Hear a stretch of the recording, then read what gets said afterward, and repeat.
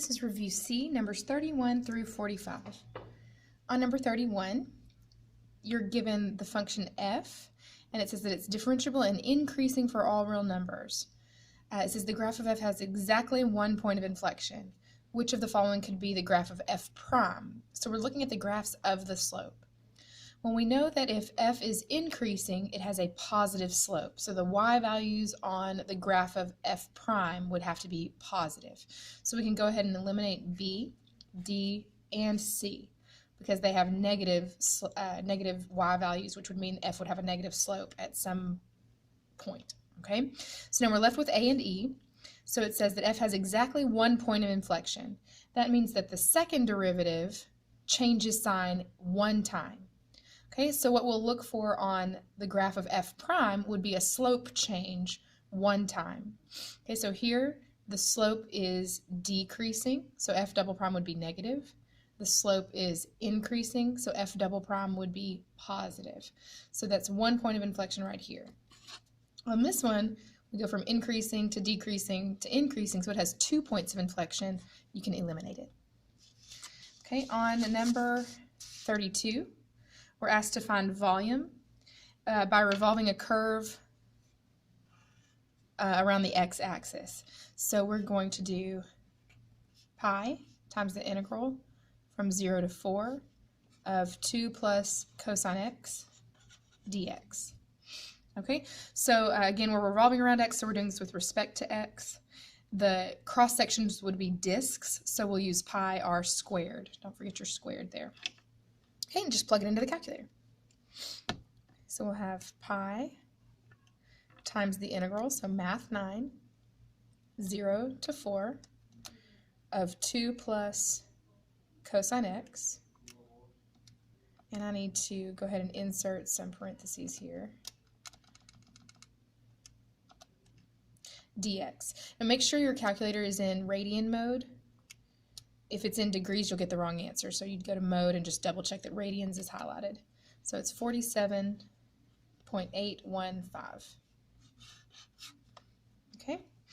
On 33, we're given a table, and it says that this is f of x. So this is the original function. It says that f double prime is positive. So the second derivative is positive, which means that f is concave up. And we're looking for the possible value of f prime of 3, so the slope at 3. So if we know that the second derivative is positive, then I should see the slope increasing, okay? So right here, if I take 2.6 and subtract 1.4 and divide that by 2 minus 0, I get 0.6. That's the slope, or f prime would be 0.6. F prime here, if I did the same thing, 4.4 minus 2.6 divided by 2, I'd have 0.9, okay? So the slope is increasing, and we want f double prime to also be positive. So what I need to find is a possible value in between these two numbers, okay? So the only value that falls in between those would be 0.7, okay? So if I chose a number that was greater than 0.9 to be in between there, you'd go from 0.6 to something greater like 1.2, then it would have to decrease to get back down to 0.9. So that means that f double prime would be negative at some interval. If the number was less than 0.6, it would have to decrease and then come back up to 0.9. So it couldn't be less than 0.6 and it couldn't be greater than 0.9. It only has to increase, so it has to be between 0.6 and 0.9. Okay? All right. Now looking at number 34, we're given the population. The initial population is 1,500 deer. The rate of growth is r of t. What is the population at t equals 4? So this is the rate of change. If I want to go back from the rate of change to the original population, I need to use the integral. Don't forget to add it to the original amount. So we would do 1,500 plus the integral from 0 to 4, the amount of deer accumulated from 0 to 4 years, and then 1,000 e to the 0.23t.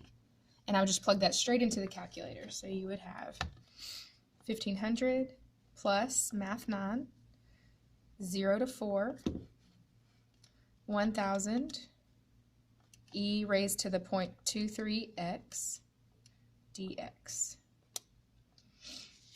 Okay, and that gives you 8,062. And we would round since that's counting deer.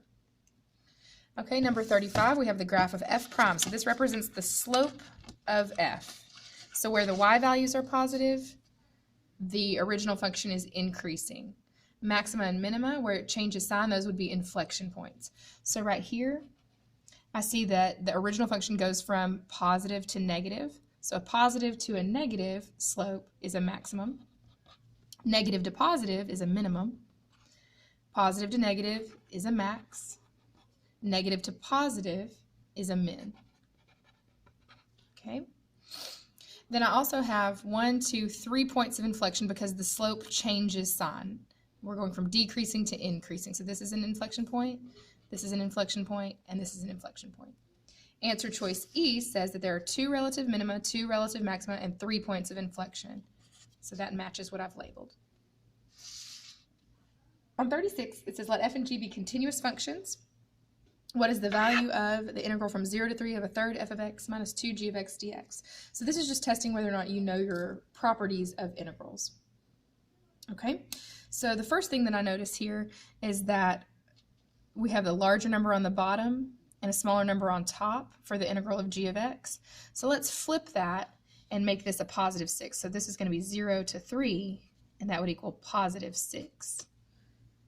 Okay, so we're looking for the integral from 0 to 3 of 1/3 f of x minus 2g of x. Now I know that I can split this up into 2 integrals and I can take out these constants. So I would have 1/3 the integral from 0 to 3 of f of x dx minus 2 times the integral of g of x dx from 0 to 3. Okay. Now I know the integral from 0 to 6 of f of x and from 3 to 6 of f of x. Well, if I subtract those values, I'm going to get the integral from 0 to 3, okay? Because I know that the integral from 0 to 3 of f of x dx plus the integral from 3 to 6 of f of x dx has to equal the integral from 0 to 6 of f of x dx. Okay, so the integral from 0 to 6 is 10. This is 10. The integral from 3 to 6 is 4. So the integral from 0 to 3 is going to have to be 6. Okay, 6 plus 4 gives me 10. So 6 is this value here. Okay, so I have 1/3. The integral from 0 to 3 of f of x dx is 6 minus 2 times the integral from 0 to 3 of g of x, which is 6. 6 divided by 3 is 2, minus 12 is negative 10. Okay. Now let's look at 37. On 37, you're given a graph. It tells you the area of each segment. So the area of region A is 7. The area of region B is 8, but it's below the axis, so the integral would be negative. And C is 25. What is the average value? Okay, average value is something frequently confused with average rate of change. Okay, so you've got 2 different things. Average rate of change. Let's just make a note of this because you'll see it in future tests. That's when you use f of b minus f of a over b minus a. Average value is 1 over b minus a times the integral from a to b of f of x dx. Okay, value, integral, rate of change, slope. Okay, so here we're looking for average value, so we're going to use the integral. So 1 over 8 minus 0, our a and b, times the integral from 0 to 8 of f of x dx. Now, I don't need the equation because they already give me the areas. So we've got 1/8 times 7 plus a negative 8 plus 25. Okay, 7 minus 8 is negative 1 plus 25 is 24. Divided by 8 is 3.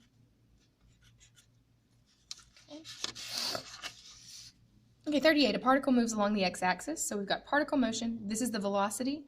We want the total distance. So we want to take out the direction, right? If velocity is negative, you're going backward. We want to eliminate that negative, that backward, and we just want to look at the total distance. So we're going to have to take the absolute value. So just go straight to your calculator, plug in absolute value, 2x squared minus 1 divided by x squared plus 2. And that'll give you your answer. Okay, if I asked for displacement, you wouldn't do the absolute value. But total distance, you need the absolute value. So math 9, we're going from 0 to 3. Okay, absolute value is math over to number 1. And the numerator needs to go in parentheses, 2x squared minus 1 divided by the denominator in parentheses, x squared plus 2 dx, enter.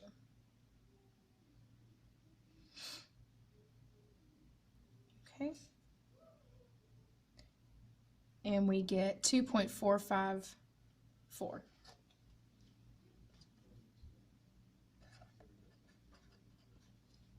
Okay. All right, on number 39,